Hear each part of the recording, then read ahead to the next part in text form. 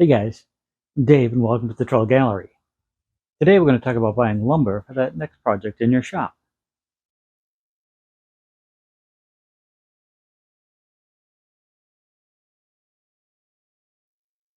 Let me clarify something before we get started. This video is focused on buying furniture grade lumber, not framing lumber or sheet goods, just the boards for that next project.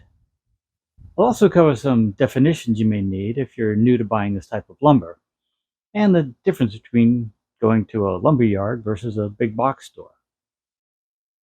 Oh yeah, these tips apply to the United States, since I haven't bought any lumber outside the country in over 30 years.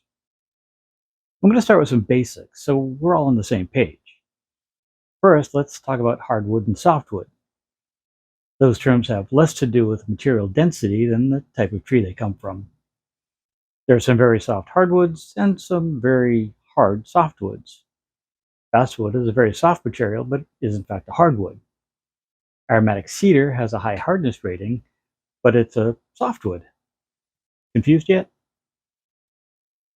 So what's the difference? Without getting into all the technicality, hardwood trees generally have leaves and softwood trees have needles. Common hardwood trees in the States are things like oak and cherry and walnut and maple. Softwood trees are pine, fir, cedar, spruce, and so on. I should explain board nomenclature before I go too far. A board has faces, edges, and ends. These may seem obvious, but just in case, this sketch should clear things up for you. If you buy your lumber from a mill or lumber yard, you often have the option of buying it rough or dressed, and we have terms for those as well. Rough lumber is just that. It looks like it just came off a sawmill with rough faces and edges, and the ends. The next stage is skip planing. These boards have been face planed, but not completely cleaned up. A 4/4 board that's been skip planed may be closer to 7/8 of an inch thick and have some rough patches on one or both faces. This gives you a better idea of what the grain on that board is going to look like and allow you to finish milling that board to your final thickness. Skip plane boards usually have rough edges and ends. The next grade you may find is S2S, or surface two sides. These boards will have clean parallel faces, but probably still have rough edges and ends. Finally, there's S4S, or surface four sides. This is about all you'll see in a big box store, but they're also available at some lumber yards. The faces are flat and parallel, the edges are square to the faces, and the ends are usually cut square. At least they were when they left the mill, but more on that later. Almost all commercially available lumber these days is kiln dried. Wood, like people, is mostly water when it's first cut. There are two ways to remove the excess moisture once the boards have been milled. The traditional method is air drying. While the finished product is better, it takes a long time. It can take around a year for every inch of thickness of the material to dry sufficiently for furniture work. The alternative is kiln drying.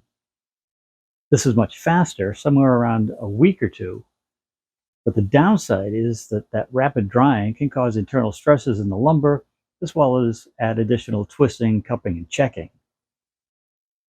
About the only place you'll find air-dried lumber is in smaller mills that saw their own timber. In the 30-plus years I've been a woodworker, I've probably done 2 projects with air-dried lumber. Let's talk about lumber thickness. A lot of projects are made from material that are 3/4 of an inch, yet these boards are generally referred to as 4/4 stock. A board that's 1.5 inches thick would be 6/4, a 2-inch board is 8/4, and so on. I'm not sure where the quarter system started, but I guess it goes back to the sawyers back in the day. Where did that 1/4 inch from your 1-inch thick board go? When the boards were rough sawn, they were cut at 1 inch thick or 4/4. Once the boards were dried and the faces milled, they lost about 1/8 of an inch from each face, and 3/4 became the nominal thickness for a 4/4 board. It's often the same for width when you buy lumber by the linear foot. If you buy a 1x8, it'll measure closer to 3/4 by 7.5. Dressing the edges so that they're straight and square takes a bit more material than cleaning a face.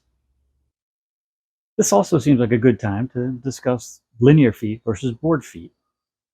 Linear feet is generally reserved for S4S lumber like you see in the big box store. The price you see is for every linear foot of lumber you buy.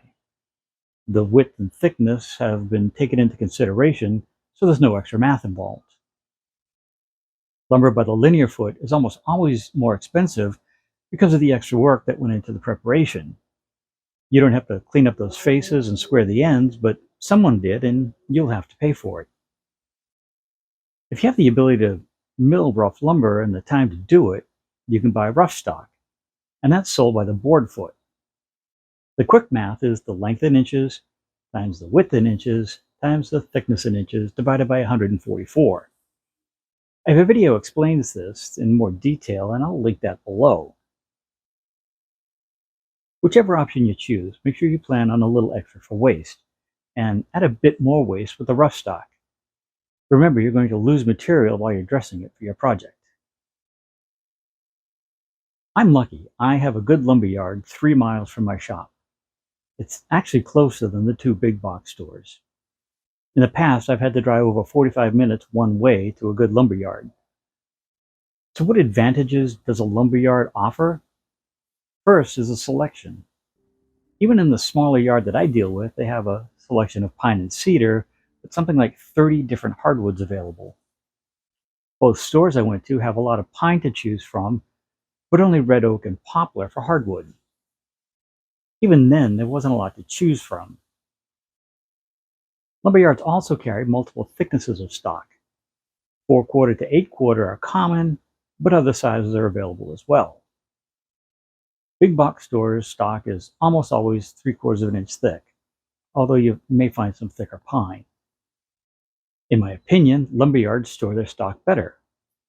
Generally, they lay it flat to minimize warping. Stores tend to keep their lumber standing up, which I believe is part of the reason it's hard to find straight stock. I also think you'll find better pricing at a lumberyard. When I was researching this video, I compared 4/4 S4S red oak, and it was $1 more per linear foot at the big box store, and that adds up quickly.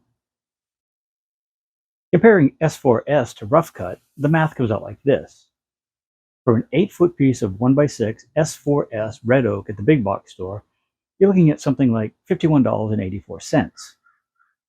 That same piece at my lumber yard would cost $43.84. That same size board that's rough cut will run you $22. That's a great savings if you have the tools and the time to mill your own stock. Mind you, these prices vary by location and date, but the idea holds true. The more convenient the material is to buy or use, the more it's going to cost. Another advantage you'll find at most lumberyards is that they will cut your material for better transport, or even sell you a portion of a board that they have in stock. It's acceptable to ask them to cut a 16-foot board in half to fit in your truck. It's probably going to cost you extra if you ask them to cut everything to your length for your project. Larger commercial yards I've worked with expect you to buy the board as is, but smaller shops often accommodate 1 or 2 cuts. The yards that are willing to sell you a portion of a board have another cool feature. They sell their cutoffs, and sometimes at a slightly reduced price. This is a great way to get into exotic wood since you can buy a small piece for a reasonable amount. Buying an entire board of bubinga at $22 a board foot might seem intimidating, but if you can grab a short for $10 or $15, it seems less stressful. Many yards also have scrap bins where you can get short strips either priced by the pound or the piece. This is a great way to add accent wood into your project for short money. Big box stores usually have an assortment of project pieces or pre-milled shorts in a handful of sizes, but again, only in pine, oak, and poplar. And they're not cheap, at least in my area. One more thing that most lumberyards have over stores is knowledge.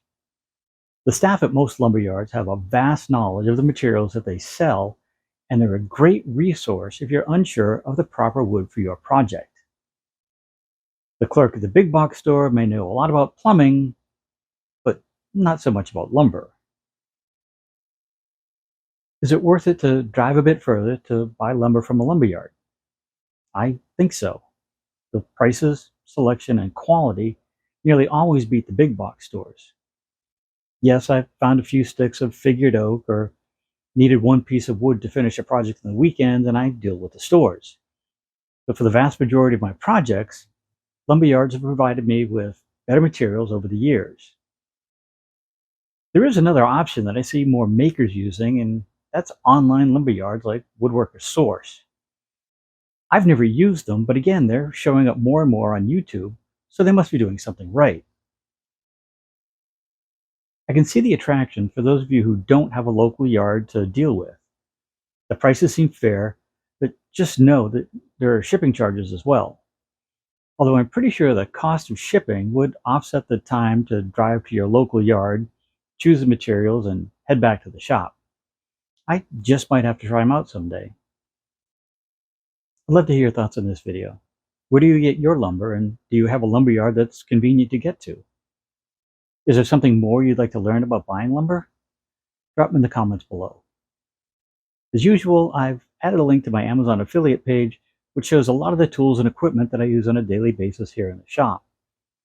If you happen to need one of those tools and buy it through that link, it does help support this channel. If you enjoyed this video, maybe give us a thumbs up and share it with friends. If you haven't already, maybe it's time to hit that subscribe button and a little bell so you get notified each time I put out a new video. As usual, I have no idea what's coming up next or how I'm going to pull it off, but when I do, it should be something interesting. So until then, have a great day, stay safe, and we'll see you soon.